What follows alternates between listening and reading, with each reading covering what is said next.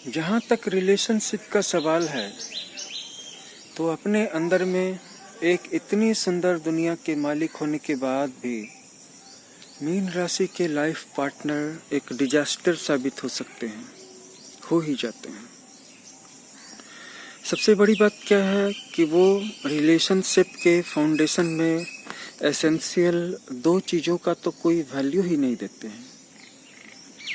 पहला है जीवन जीने के लिए जरूरी साधन, भोजन, पैसे, और दूसरी चीज़ है शारीरिक संबंध, शारीरिक साहचर्य।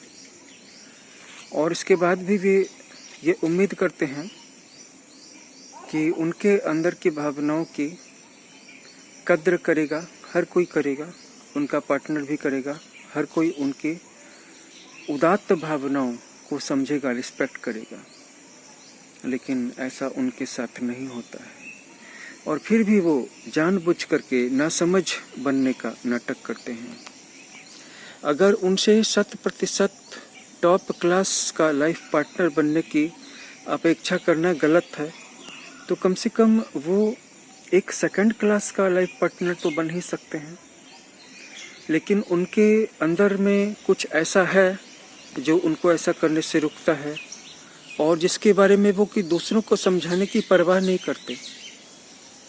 वो कहीं ना कहीं अपने आप को ऊंचे दर्जे का और किसी भी व्यक्ति को दोयम दर्जे का व्यक्ति समझते हैं। मीन राशि का हस्बैंड अपने परिवार के मेंबर्स को, अपनी पत्नी को समय समय पे ये एहसास कराता रहता है कि वो उन सबसे श्रेष्ठ है। लेकिन जब कभी संकट का समय आता है, परीक्षा की घड़ी आती है, कोई नुकसान का मौका आता है, तो उस वक्त वो अपने लाइफ पार्टनर्स की रक्षा करने में बिल्कुल बुरी तरह से असफल भी हो जाता है। यानी कि एक तरफ तो वो खुद को ऊंचे कद का और सामने वाले को बिल्कुल ही कीड़े मकोड़े की तरह साबित करने में लगा रहता है, और वहीं अगर उसके लाइफ पार्टनर पर किसी ने असॉल्ट कर दिया, लड़ाई कर दी, तो वह उसकी रक्षा करने में बिल्कुल ही नाकाम हो जाता है, क्योंकि लड़ाई उसके अंदर होती ही नहीं है। और फिर उसके बाद वो ऊपर से दार्शनिक तथ्यों का पानी छिड़कता है कि ये तो होना ही था, ये तो कर्मों का फल था, आज नहीं तो कल भोगना ही था। जिसकी वजह से मैं ये कह रहा हूँ कि मीन राशि वाले एक डिजास्टर होते हैं पार्टनर के रूप में।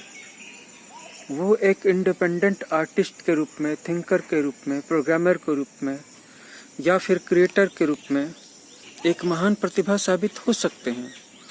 लेकिन जब बारी आती है व्यवहारिक धरातल पे जिंदगी को जीने की, परिवार को चलाने की, दोस्ती को निभाने की, पति पत्नी के दायित्वों को निभाने की, तो फिर वो एक डिजास्टर साबित हो जाते हैं।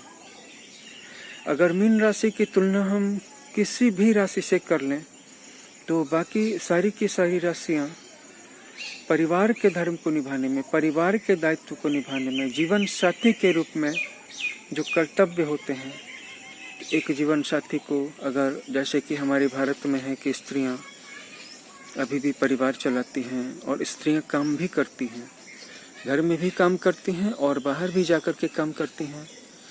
अगर थोड़ा पारंपरिक तरीके से देखें तो पुरुष बाहर जाते हैं, स्त्रियां घर को चलाती हैं। तो बाकी सारी राशियां जो हैं इस बात को समझती हैं और वो सबसे पहले अपने आज की चिंता करती हैं, इसके लिए काम भी करती हैं। कोई भी राशि है, मकर है, मिथुन है, तुला है, बहुत ही अच्छी तरह से वो धन को कमाते हैं और परिवार को चलाते हैं। लेकिन मीन राशि के जातकों को जब तक जीवन में कड़वे सबक नहीं मिल जाए तब तक वो कल की चिंता नहीं करते।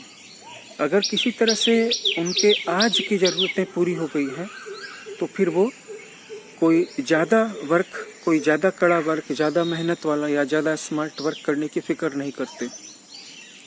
फिर कल आता है, फिर कल की ज़रूरतें उनको पुश करती हैं, फिर वो पुष्ट होने के बाद काम करते हैं। प्रत्येक दिन उनको किसी न किसी व्यक्ति से या इंसिडेंट से पुष्ट होना पड़ता है। जब तक कोई उनको पुष्ट नहीं करेगा तब तक वो हर दिन निठल्ले पड़े रहेंगे और सोचते रहेंगे, आराम करते रहेंगे।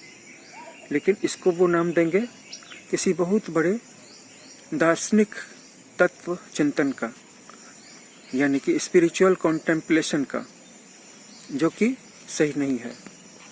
इस दुनिया के कर्तव्य पहले पूरे होने चाहिए। और अगर इस बात को मीन राशि के लोग नहीं समझेंगे तो बहुत आसानी से उनसे नीचे के दर्जे के लोग उनको साइड करके आगे बढ़ते जाएंगे, उठते जाएंगे, अमीर होते जाएंगे और मीन राशि के लोग वहीं पे रुके रह जाएंगे। इसलिए मैं कह रहा हूँ कि जब तक मीन राशि के साथ कोई मजबूत लग्न भी ना हो या मीन राशि के व्यक्ति ऑलरेडी जीवन के सबक लेकर के अपना लेसन ले नहीं चुके हों, कड़वे लेसन से गुजर नहीं चुके हों और अपने पैरों पे खड़े नहीं हो चुके हों और वर्क करते हुए नहीं दिखें, तब तक जीवन साथी के रूप में वे घनघोर डिजास्टर साबित हो सकते हैं।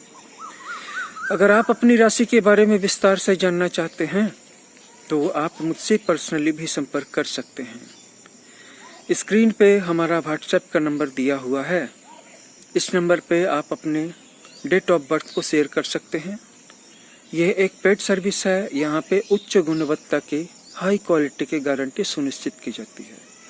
अगर आपके पास आपका जन्म का समय अवेलेबल नहीं है या भूल गया है या खो गया है तो आप अपनी हस्तरेखा और अपनी चेहरे की फ़ोटो भी सेंड कर सकते हैं। इस वीडियो को शेयर कर देंगे, लाइक कर देंगे, हमारे चैनल को सब्सक्राइब भी कर लेंगे। शुक्रिया।